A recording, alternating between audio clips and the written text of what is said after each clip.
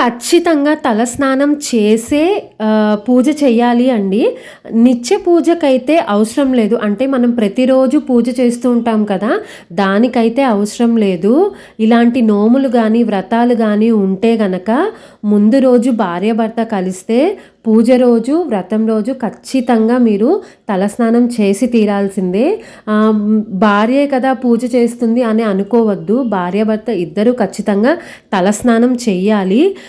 ఎందుకు అంటే మన పూజ వృధా అయిపోకూడదు కదా! అంటే ఇప్పుడు మనం మాసిన బట్టలను వేసుకొని పూజలు, నోములు, వ్రతాలు చెయ్యం కదా! ఇది కూడా అంతేనండి. ఖచ్చితంగా తలస్నానం చేసే వ్రతం చేసుకోవాలి. ఓకేనా? ఇంకా ఇలాంటి చిన్న చిన్న డౌట్స్ ఏమన్నా ఉంటే దయచేసి నాకు కామెంట్ చేయండి. కొత్తగా ఎవరైనా చూస్తుంటే సబ్స్క్రైబ్ చేసుకొని ఒకవేళ మీకు నచ్చితే మీ ఫ్రెండ్స్ ఇంకా ఫ్యామిలీ మెంబర్స్ అందరికీ షేర్ చేయండి. బాయ్ అండి.